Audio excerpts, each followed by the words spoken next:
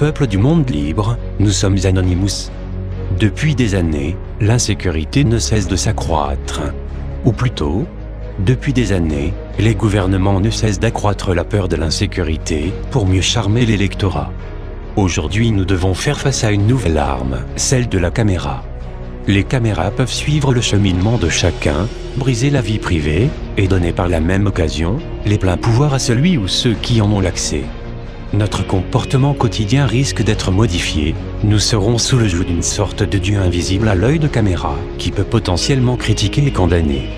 En France, et dans de nombreux autres pays, c'est quelques 3000 nouvelles lois adoptées chaque année.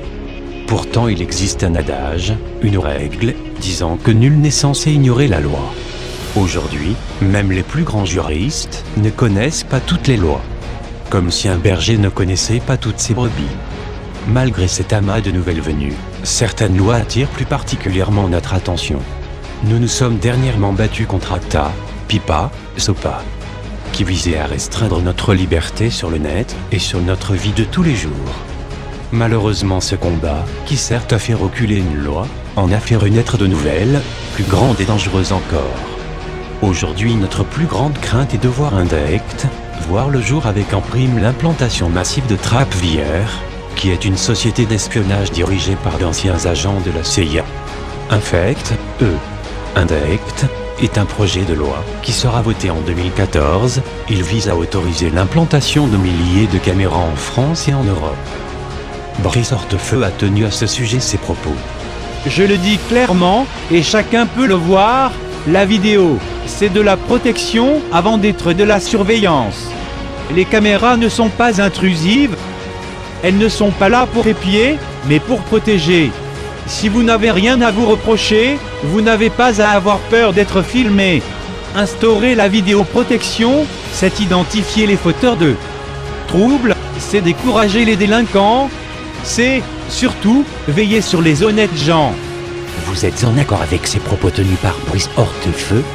Eh bien, vous avez non seulement tort dans la tenue de votre argumentation, mais également dans le fond de vos propos.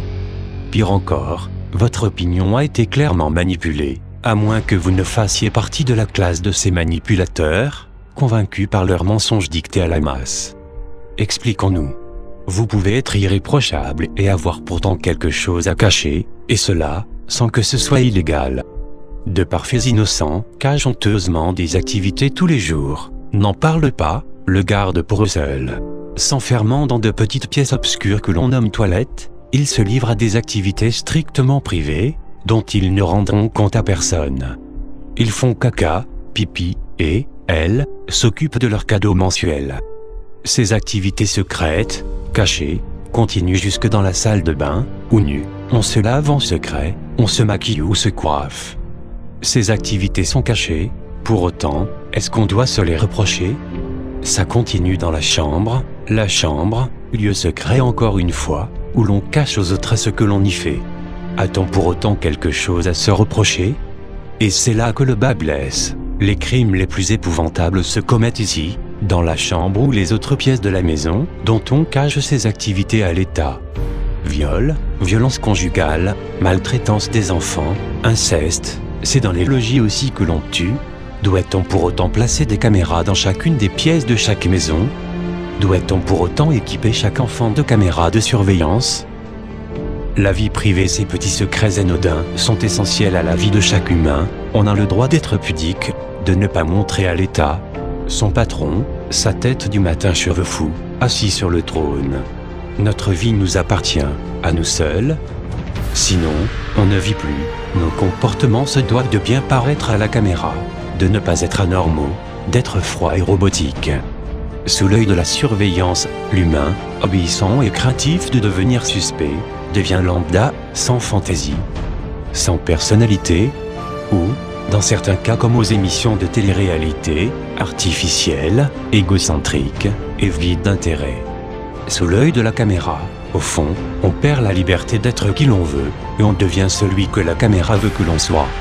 Voilà pourquoi nous parlions de manipulation, quant à cette opinion qui voudrait qu'être filmé ne pose problème qu'aux méchants délinquants. Cette opinion idiote ne sert qu'à une seule chose, gagner la faveur de ceux qui mettent en place une politique ultra-sécuritaire, qui, en fait, ne sécurise pas grand-chose, en leur permettant de prendre encore plus de notre liberté à tous. Vous doutez encore ? Vous pensez néanmoins que les caméras de surveillance sont utiles et efficaces et que c'est un mal nécessaire que d'être filmé en permanence afin de garantir notre protection? Alors, cessons d'argumenter et venons-en aux chiffres. Vous savez que nous traversons apparemment une crise financière terrible, où répression et appauvrissement semblent être les seules issues? Pourtant, la crise n'existe pas pour les caméras de surveillance qui ont justement un avenir prometteur. Selon la Cour des comptes, la vidéoprotection a un coût de 300 millions d'euros pour l'État, en plus de 300 millions d'euros pour les collectivités chaque année. Coût d'investissement moyen d'une caméra, 42 000 euros. Entretien annuel moyen d'une caméra, 5 000 euros. Coût d'exploitation moyen d'une caméra, 7 000 euros. Selon la Cour des comptes, dans son rapport de 2011, aucune étude ou rapport valable, c'est-à-dire avec une méthode scientifique, sur l'efficacité de la vidéosurveillance n'a été publiée. Ce projet est clairement une attaque directe à notre liberté, mais s'il passe, c'est une démonstration directe de notre indifférence et ignorance. Ne soyons pas des moutons face aux propos glorifiant ce projet. La trop grande sécurité des peuples est toujours avant-coureur de leur servitude. Cette vérité n'est pas nouvelle, écrite au XVIIIe siècle, elle était déjà dans la conscience de Jean-Paul Marat. Mais cette vérité ne s'arrête pas là. Savez-vous quel est le pire ennemi de la vraie liberté? Pour Jean de La Fontaine, l'adversaire d'une vraie liberté est un désir excessif de sécurité. Nous perdons chaque jour de plus en plus de liberté sous prétexte de lois et règles de vie qui parlent de sécurité. Nous arrivons à un point où nous sommes ignorants de la loi, un point où la solution est la révolte, car aujourd'hui, faire tomber une loi c'est en faire renaître d'autres. Mais si vous n'en voyez pas l'utilité, si vous pensez n'avoir rien à cacher, c'est que vous avez déjà perdu votre liberté de penser, d'agir et surtout de pouvoir contredire. Mais si vous sentez ce que nous ressentons, si vous voyez ce que nous voyons, si vous voulez ce que nous voulons, alors rejoignez-nous le 1er juin 2013.